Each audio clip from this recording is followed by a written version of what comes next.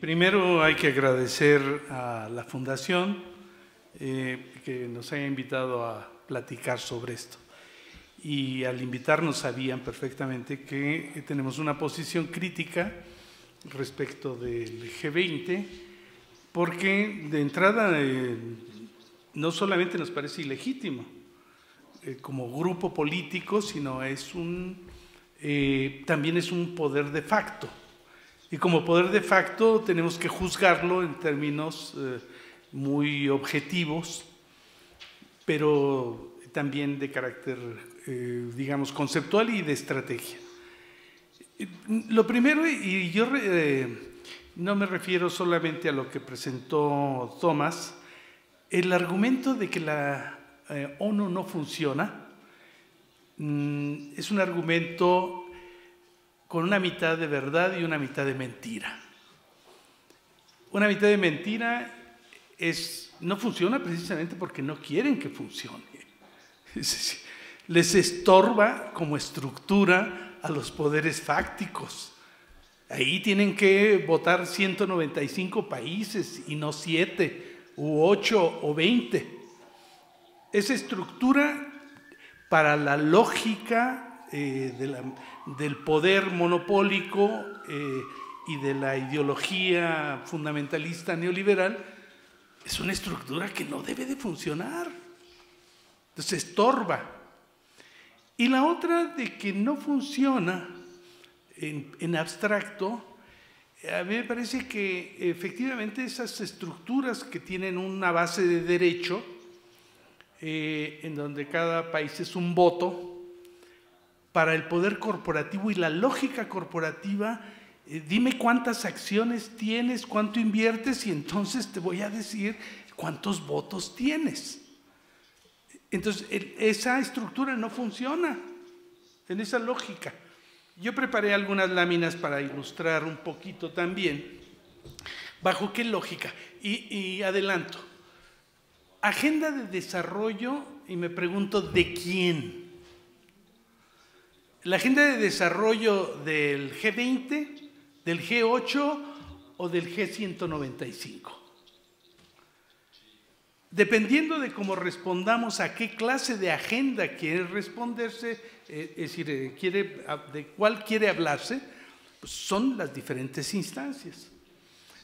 Yo tengo una duda si la agenda del desarrollo y la crisis está realmente, su solución está en las manos del G20.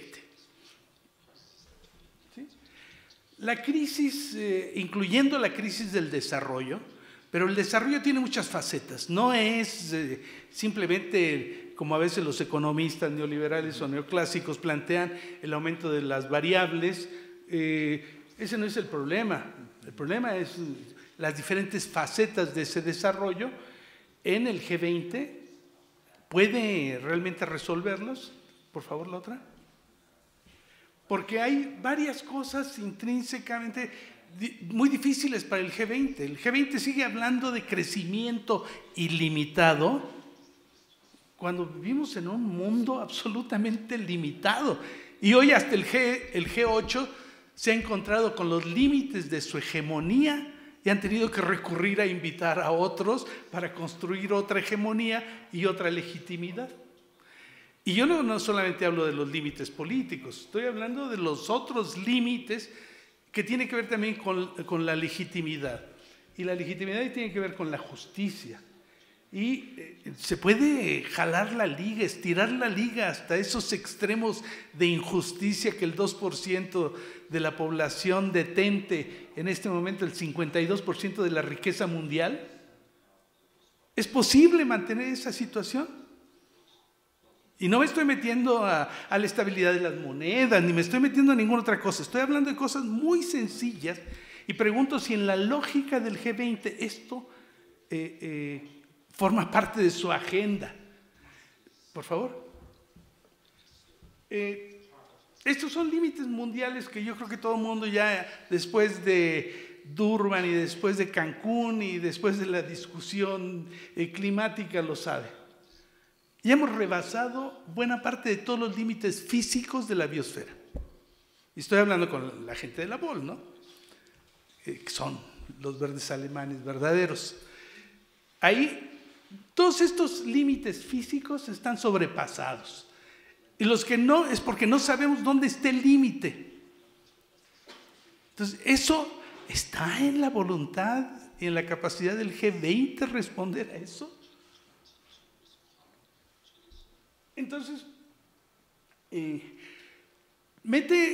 los coreanos fueron los que meten, aunque había un elemento en la reunión de Toronto, los coreanos son los que meten la agenda del desarrollo.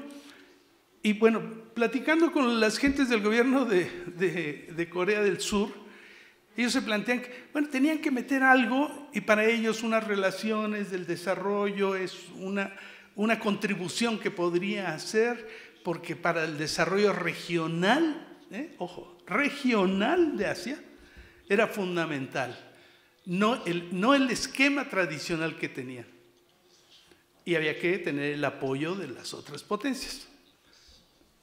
Para nosotros, es decir, desde otra visión, y estoy hablando desde una visión, alguien diría arcaica, pero es la visión en donde el desarrollo no se puede plantear solo desde la lógica del mercado. Ese es el fracaso del desarrollo. Plantear el desarrollo desde la lógica del mercado ha sido el fracaso. Es exactamente. El cambio climático es digamos, un signo evidente del fracaso de esa lógica. La disparidad social, y agárrense el narcotráfico o agárrense lo que quieran, esos son los signos del fracaso de esa lógica del mercado. Entonces, tenemos años en el mundo de plantear que el desarrollo tiene que plantearse desde los derechos. Está plasmado como derecho al desarrollo. Pero hay un terrible incumplimiento en la lógica neoliberal por parte del G8 y por parte de las élites en nuestros países también en el sur. No hay cumplimiento ni siquiera del derecho. Entonces, para nosotros no se puede discutir el desarrollo desde la lógica del mercado, sino se tiene que recuperar la lógica de los derechos. Y no un derecho, ojo, no es un solo derecho, sino es la integración de los derechos para poder acceder a ese desarrollo, que son condiciones tan elementales que hasta en las universidades se enseña.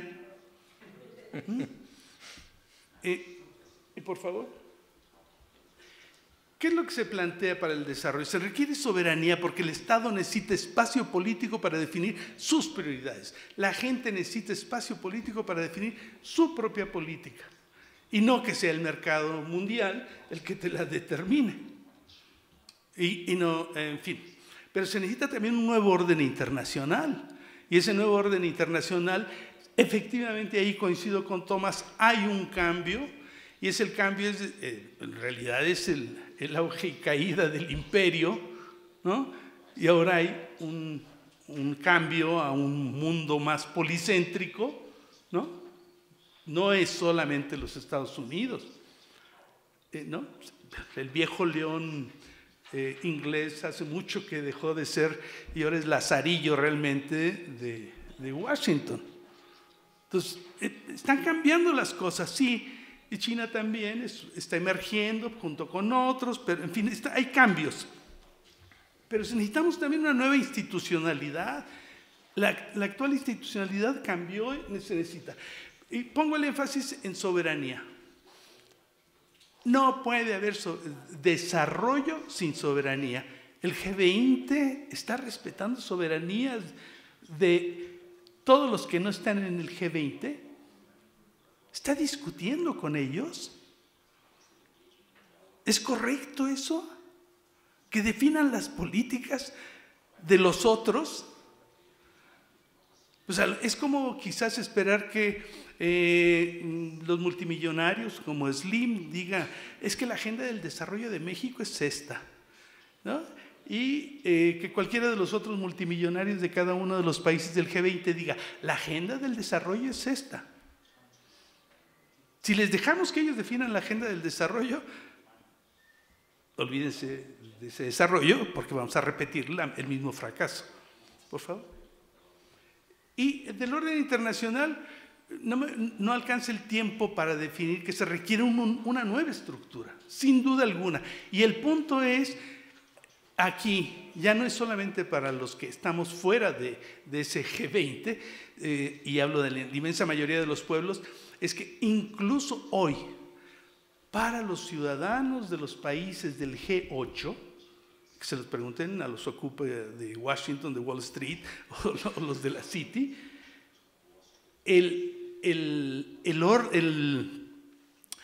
un nuevo diseño, un nuevo manejo, un control del descontrol absoluto de los capitales especulativos es necesario para los ciudadanos del primer mundo. No solamente para los que estamos en la orilla, sino para los alemanes, para los franceses, para los ingleses, para los estadounidenses. Mantener ese esquema de, ¿cuánto les gusta? 13 trillones o trillions, en español serían billones, o 17 billones de rescate a los bancos, y que no ha alcanzado. ¿Saben lo que significa eso en términos de desarrollo? La FAO decía que se necesitaban 30,000 millones de dólares para superar el problema del hambre. ¿Qué significa entonces 17 billones? O 13, se las dejamos más barata. Pues son 600 años de acabar con el hambre.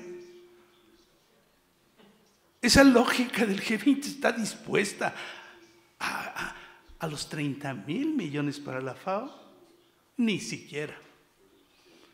Y las promesas también del cambio climático y el Fondo Verde, ni siquiera. Entonces, creo que tenemos muchos argumentos para dudar que exista voluntad, lógica y capacidad del propio G20 para abordar una agenda del desarrollo de todos. Lo que estoy segurísimo es de que tienen la capacidad de tratar de imponer una lógica, una agenda del desarrollo, nada más de la élite que siempre ha sido beneficiada con esa agenda, pero no necesariamente incluso ni siquiera sus propios ciudadanos. Eso es terrible. Pero si tenemos los suficientes argumentos como para al menos dudarlo. Y por lo tanto tenemos, yo creo que el derecho de poner en duda su legitimidad como estructura, como grupo de poder. Y por lo tanto, a nosotros nos parece que hay más una plutocracia global que un G20. Es decir, porque Obama, con toda la buena voluntad y la maravillosa retórica que tiene, ha decidido responder más a los señores del dinero de Wall Street que a los Ocupa o que el 99% de los americanos. Así de sencillo. Y responde más la política de la Merkel al Deutsche Bank que la inmensa mayoría de los alemanes. Y también el Sarkozy responde más a Barclay que a los franceses. Y bueno, aquí ya que termino, simplemente Calderón, pues ya no sabemos ni a quién responde, ¿no? Es más, nos preguntamos si responde a alguien, ¿no? El representante que va a esas reuniones del G20 en México, y pregúntenle a cualquier mexicano, no tiene ninguna legitimidad, porque tiene casi 6 años en donde toda su práctica y sus resultados son de fracaso brutal. Muchísimas gracias.